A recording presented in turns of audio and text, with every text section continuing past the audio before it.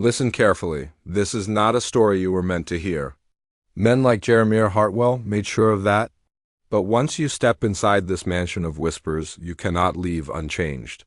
Imagine standing before a door carved of dark cherry wood, its surface gleaming under candlelight, knowing that behind it lies a bedroom where 5 brides entered full of youth, intelligence, and promise, and emerged broken shadows of themselves. 5 wives. 5 identical descents into madness. And one man who orchestrated every step as though their lives were experiments in control. The official history books bury this tale under polite silence, calling it tragedy or unfortunate coincidence. But when you strip away the polite words, you see the pattern, you see a system, and you begin to understand that Jeremiah Hartwell wasn't just a wealthy industrialist of 19th century Pennsylvania. He was a pioneer in psychological warfare. He wasn't building ironworks. He was building a laboratory of human minds and his subjects. The women he swore to love. Hartwell knew what few men of his time dared whisper aloud, that the mind could be broken without chains, without whips, without blood. He discovered something darker, a way to collapse identity from within. He built his mansion not as a home, but as a machine. Every wall, every corridor, every window carefully arranged to bend perception, to disorient, to make the familiar terrifying. Guests thought it was grand architecture. His wives learned it was a weapon. The townspeople saw only the charming figure, a tall man with silver hair before his time, eyes like sharpened steel, and a voice that could calm or command with equal force. They thought they were looking at Pennsylvania's rising star, a man destined to shape industry and society, but those who stepped closer noticed something else. The house itself seemed to change around him. Servants whispered that doors never stayed where they should, that reflections in mirrors lingered a moment too long, that the master bedroom carried an atmosphere so heavy you could feel it pressing against your skull. And this is where the story begins, not with one wife, not even with 5, but with the terrifying possibility that Hartwell was never working alone, that he was part of something larger, an experiment in manipulation that reached beyond Millbrook, beyond Pennsylvania, into the shadows of power itself. Margaret Dunlap was only 19 when she married Jeremiah Hartwell. To the town, it was a fairy tale. The judge's daughter ascending into wealth, stepping through the iron gates of Beacon Hill's grandest mansion. She wore lace and hope, but the mansion was not what it seemed. Within months, her laughter grew faint, her conversations fractured, and her eyes, once bright with life, fixed themselves on corners of the room no one else could see. The changes began subtly, the way poison first tingles before it paralyzes. She would pause mid-conversation, her head tilting toward the hallway as if the house itself had whispered her name. "It's only the timbers settling," she assured her sister Catherine, but her smile didn't reach her eyes. She spoke of the house as though it lived, as though it was listening. At night, she refused to leave the master bedroom. She said every other chamber felt wrong, as if she was being displaced from her rightful position. The servants nicknamed it the watching habit, her endless hours by the tall windows, not gazing outward at the valley, but studying her own reflection in the glass, shifting slightly from side to side as though her mirror image held secrets her body could not. Hartwell said nothing. He simply watched her descent with the calm precision of a man observing an experiment. He did not call for doctors. He did not plead for help. Instead, he began limiting her social visits, instructing servants to manage her meals, controlling which rooms she entered. And when isolation, routine, control, these were not the actions of a grieving husband, they were the methods of a handler. And then came the dinner party. August of 1830, guests from Pittsburgh gathered around Hartwell's grand dining table, wine flowing, laughter loud, and in the middle of the second course, Margaret stood. Her pale dress rustling in silence, she walked across the room and without hesitation began speaking to the large mirror on the wall.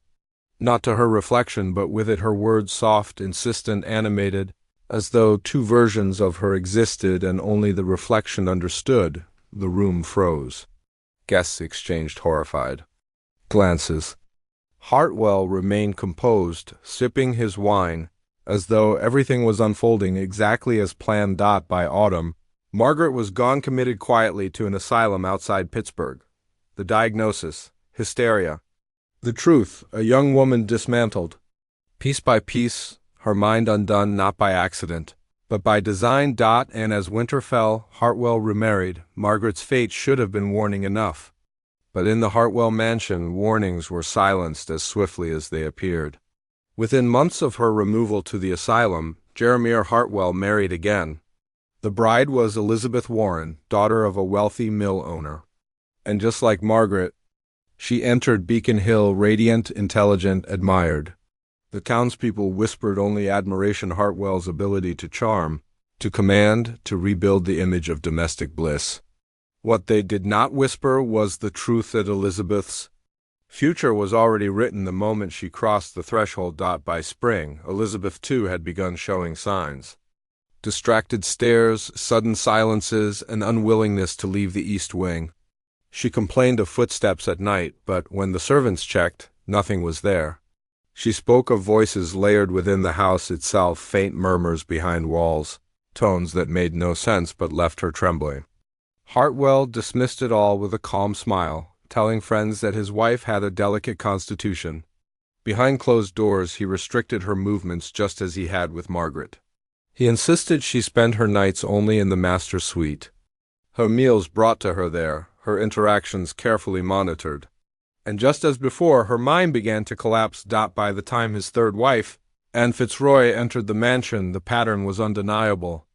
Each bride young and bright, each bride unraveling within a single year. Some screamed at shadows, some fell silent for days. Some clawed at the wallpaper, swearing they heard something crawling behind it. But always the descent happened. In that East Wing, the master suite that Hartwell guarded so carefully. Was it poison? Some whispered about mercury-lined paints or subtle toxins in the food. Was it suggestion? The quiet, relentless insistence that they belonged in that room. The isolation crafted as precisely as the ironworks Hartwell built for the railroads. Or was it something older? Something not built by man, but discovered by him, then harnessed? By the fourth wife, the town began to murmur about curses. By the fifth, whispers turned to fear. Yet Hartwell himself never faltered.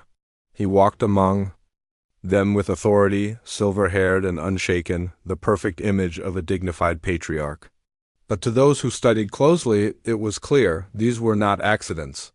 They were controlled experiments in the breaking of the human will.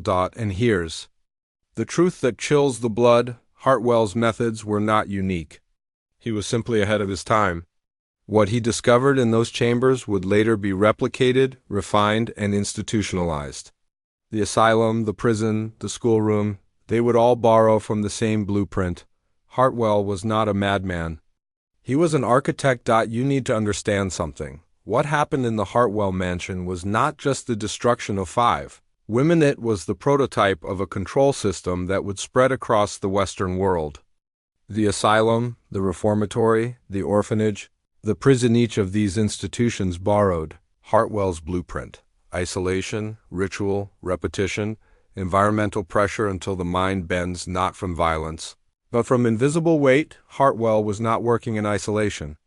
Men like him never do. His fortune bought him entry into circles of influence: industrialists, judges, physicians, men who wanted order above all things.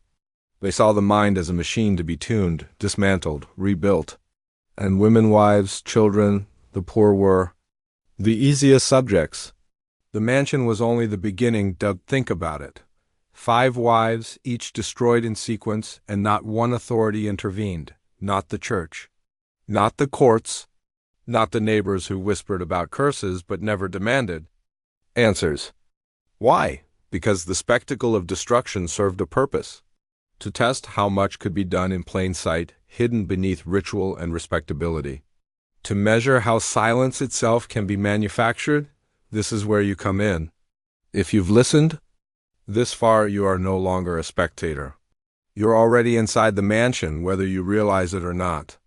Every wall, every rule, every ritual you live under is built on the same design. The truth is that you too have been studied, your perception bent, your will tested. Hartwell's house may have stood in Pennsylvania, but his methods live in every system that surrounds you today. If you feel it, if you sense the pressure. The subtle chains pressing in around your own mind. Write this phrase in the comments. Right now, write it twice. Not once, twice, because repetition is how symbols burn themselves into identity. Hartwell understood it. The men who came after him perfected it.